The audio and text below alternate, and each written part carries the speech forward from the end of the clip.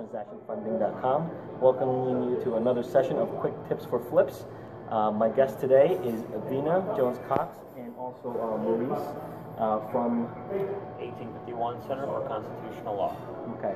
Our topic for today is addressing the recent issue of, is wholesaling illegal? So I would start with you, Vina. How has this rumor arose, and what is the source of that rumor, and actually what is the issue? Well, it's so funny because when I look at online blogs and conversations and things like that, you would think, from what's being said, that some new law has passed, or that the issue, of course, came out of Ohio, and the Ohio Division of Real Estate has said wholesaling is illegal. And it's gotten way blown out of proportion, because what happened is, back in the spring of 2014, the division published in their newsletter a thing that said that agents should be careful about going to seminars and events where wholesaling was taught, because some of what was being taught were things that might require a license. And somehow that became, oh, there's laws being passed all over the country making wholesaling illegal. For the record, I know of no laws under consideration that are new laws that would make wholesaling illegal. And furthermore, no one, even in Ohio, is really saying that assigning contracts is illegal. The problem that our division of real estate and other divisions of real estate around the country, because this is not unique to Ohio, seem to be having is with the question of assigning contracts and collecting money for that if you don't have a real estate license. And even then, it's not that it's illegal to assign contracts, it's not that you have to have a real estate license to do that necessarily. It's that some folks out there are doing things in ways that are suspicious looking, or look as if they are acting as a real estate agent. And of course, that has, as it always does, come back to haunt the rest of us. You know, you have some bad actors in every business. We have some in our business, of course, but the folks who are learning to do things right, who are treating people right, who are good to their customers, and who are legally tying everything up and doing it right, I don't think have a lot to worry about. Now, I'm not the attorney, of course. Maurice is the attorney. So I'm sure he has more to say about that. Okay, Maurice, so what is the distinction between what they're saying is what is illegal and what is not illegal? What are, Vina mentioned wholesaling is not illegal. Okay, so why are people saying it is illegal? What, can you please help us make some certain distinctions? Yeah, Vina's correct. This began with a regulatory newsletter, essentially, and about a half-page diatribe. Beware of wholesaling seminars where they teach you to assign the contract, and it looks like you're selling the house, but you don't own the house. Now, to be sure, this Department of Commerce newsletter was way overly cavalier in the language that it used. It basically said this is a violation of Ohio real estate law. However, it also did hedge insofar as it indicated that it is a violation of the law to enter into a purchase agreement and then sell the property before you own the property, which also demonstrates kind of the ignorance of the regulators, because you can't sell a property that you don't own. So they don't even understand what's going on here in the first place. It's a little bit complicated to the regulators. They don't know what the practice is, none of them engage in or fully understand it. But here's what I'm going to define wholesaling as, for the purpose of then saying that it's not unlawful under Ohio law or really any state's laws right now. Wholesaling is where you enter into a purchase agreement. Now, I understand there are other vehicles that can be used, but at its basic form, you enter into a purchase agreement with me. You then sell your contractual right to Vina, and she pays you a fee for that, right? There is nothing illegal about that. So it's not that I'm selling the house, it's actually I'm selling the contract. You're selling your contractual right. You've negotiated for a contract that allows you to close at a certain price by a certain time under certain terms. And that's a good deal, a good enough deal that Vina is willing to pay you an assignment fee, because she can still make out as a rehabber or another kind of investor or whatever it happens to be. There is nothing illegal about that process. The important thing to understand is every state's laws say the same thing, basically, which is You need to be licensed as a realtor if you are doing two things. Any kind of real estate transaction for a fee and for another. But when you sell your interest in the contract, you're not doing it for another. You're doing it for yourself.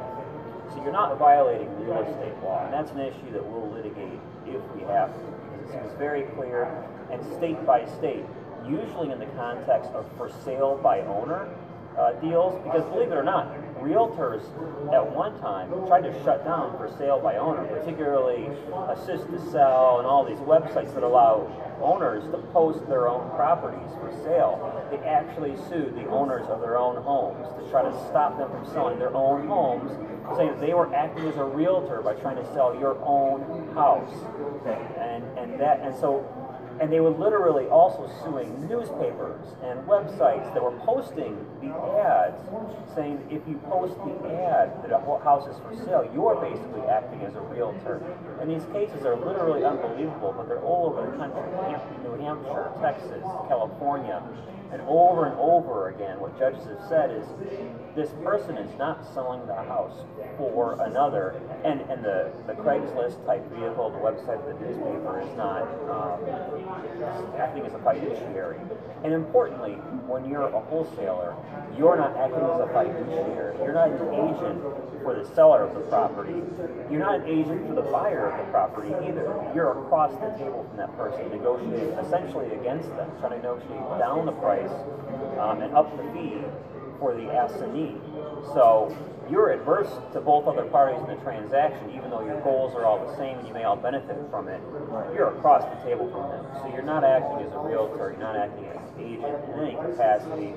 It's just that some regulators say if it walks like a duck and talks like a duck, it therefore must be a duck. I understand. So now, what can individual wholesalers all over the country do in order to prevent this, abuse of our civil rights as wholesalers? Right. Well, the issue has a strong legal element to it, and I think it's time to press your government. So if you're in a state where your government is saber rattling, and I believe that's what's going on in many states right now, is the realtors' lobby is very powerful in many states, and it's pressuring elected officials to attack wholesalers, because wholesalers have found a way around the matrix that the realtors have created for themselves, right? You're able to do deals and convey property without them. You cut out the expensive middleman, which is a great service to all of society, except for to these people who want to maintain their artificial state-run monopoly, right? So you've got to press the regulators, if they're saber rattling, for more clarity and specification as to what their position is on wholesaling. And if their position is, if they take a written position that wholesaling is in any way unlawful in that state, then it's time to litigate that issue in your state. We're going to do that in Ohio, and hopefully we'll have a strong precedent that other states can use too. Okay, and what is your organization, Maurice? 1851 Center for Constitutional Law. Would you care to mention the website? Sure, it's ohioconstitution.org. And anybody that's interested in this issue can contact us, can track the issue as we begin. We're in the initial stages of preparing for litigation. We know what the arguments will be. We know where we'll file. It's just a matter of getting the right plaintiffs and getting everything settled. Okay, so Vina, as far as the options for the wholesaler, I mean, there's one is to support these types of organizations such as Maurice's. What are the other ways to abide by, or what are the options for the wholesaler? Well, I would say that if wholesalers are doing things right, if they're actually getting properties under contract in writing and then assigning those contracts and getting paid a fee and not marketing in a way that would make them look like real estate such agents. as, I want to match you to a house. Or right. So you don't say things like, tell me what you want, I'll go find it, because you may mean one thing by that, but the regulator's not going to see it that way. They're going to see that you are boondogging properties and that you're acting as a realtor without a realtor's license. A lot of people seem very concerned about this, and a lot of people are concerned about it to the point where they're not wholesaling anymore. I've had people come to me and say, I understand, but I don't ever want to undergo any regulatory scrutiny. There's two absolutely sure ways that you can keep on wholesaling and never have to worry about regulatory scrutiny.